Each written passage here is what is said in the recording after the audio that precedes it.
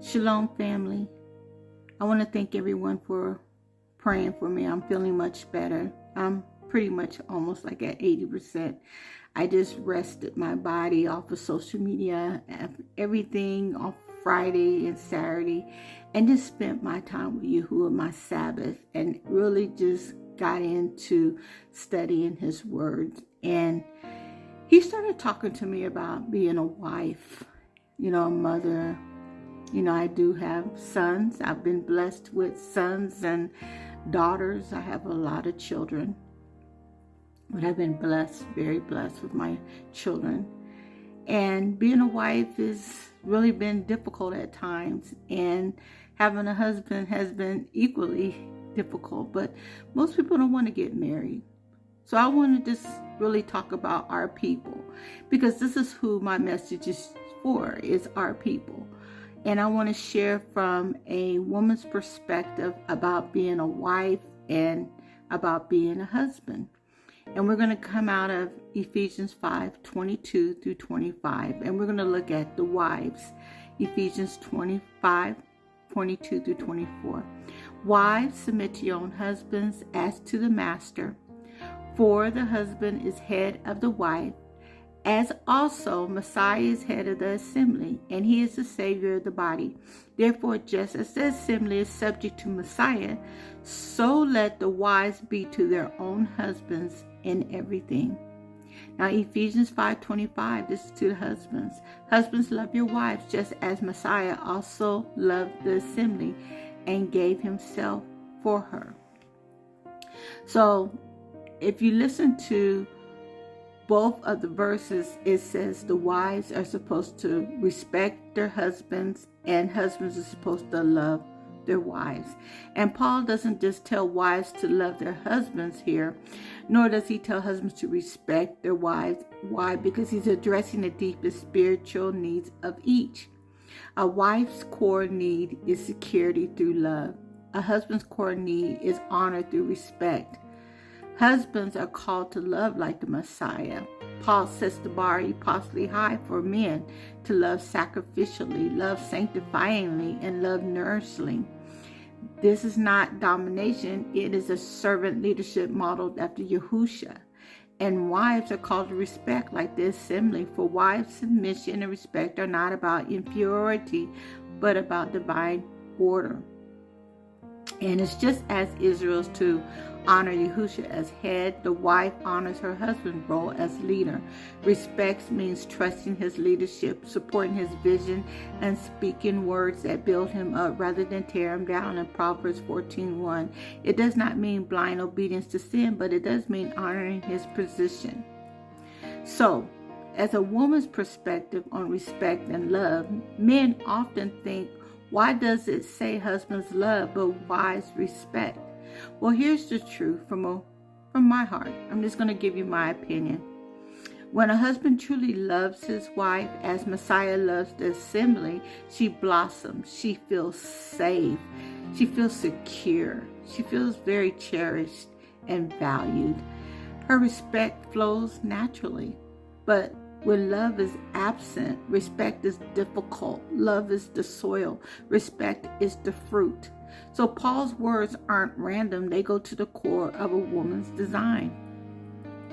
What it means for a husband to love as Messiah loves, think of Yahusha. He laid down his life for his bride. He washed her with the word, cleansing her.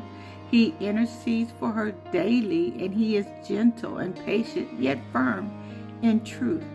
For a husband, that means loving your wife sacrificially, putting her before your own ego or your comfort, speaking life over her, not criticism, but encouragement, protecting her spiritually and physically, praying over her, comforting her, leading her toward Yahuwah and not away from him.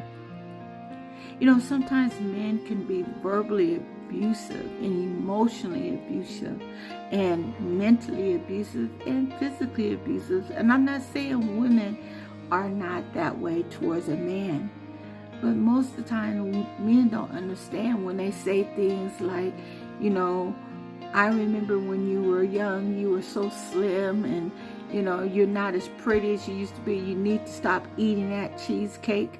You need to get out there and start running. I mean, certain things that men say, instead of them saying those things, they should, why don't you go to the store and buy some vegetables and fruit? And why don't you get her a gym membership? Or why don't you walk with her? Why don't you exercise with her? Why don't you just do it with her and encourage her and show her that no matter what size she is, because, person like me that had a lot of kids, your body's not going to be the same way as you were when you were having your children. I'm almost 60. So I'm not going to look the same way as I did when I was 25 or 35. Even 45. And some people think I'm in my 40s.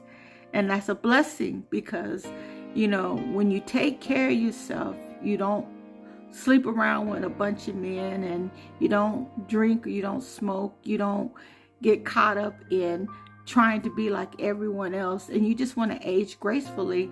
Yahuwah will bless that. And when you have a man that just loves you for you, it just flows right out of you. So what it means for wives to respect. From a woman's view, respect doesn't mean being voiceless. It means trusting his leadership when he follows Yahuwah. These men are not following Yahuwah. They're out there following the streets and their own ambitions. That's why they always say, what you going to bring to the table? We are the table. We bring a home. We bring comfort. We bring, everything that Yahuwah gave us because we're a helpmate. I'm not saying all of us women are, but the women, you should never ask what you bring to the table, because you should be bringing to the table leadership when you follow Yahuwah. And that's the key word, following Yahuwah. Honoring him in word, not tearing him down with criticism. That's what we're supposed to be doing to him. We said, if you're following Yahuwah, women, we ain't supposed to be tearing him down and telling him he ain't nothing. He ain't going to be nothing like, he ain't never going to be nothing. We supposed to be building him up.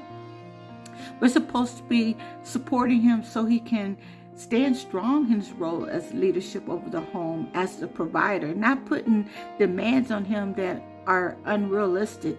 Praying for him instead of trying to control him. Get into your prayer closet. Don't complain to him. You go to your prayer closet and say, Father, you said that my husband's supposed to be my provider, my leader. He's supposed to be everything. You need the instruction and instruct him and show him the guidance that he needs to lead me and our children, And just like the assembly respects Messiah by obeying his word, so wives honor their husbands by respecting their God-given position.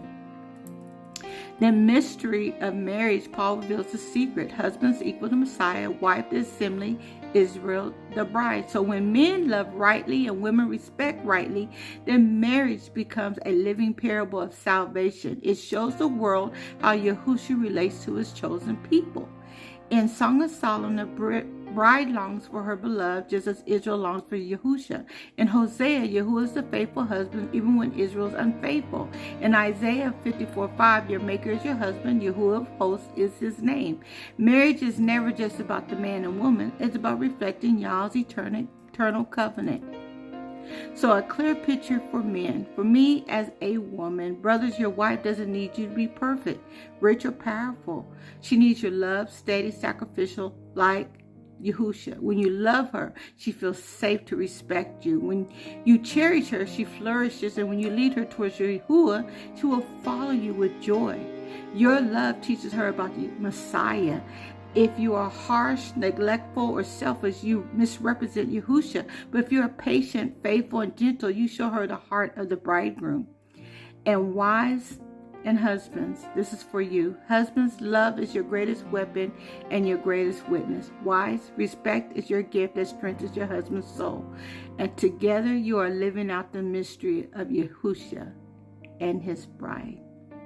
I hope you learned something about this. I certainly did.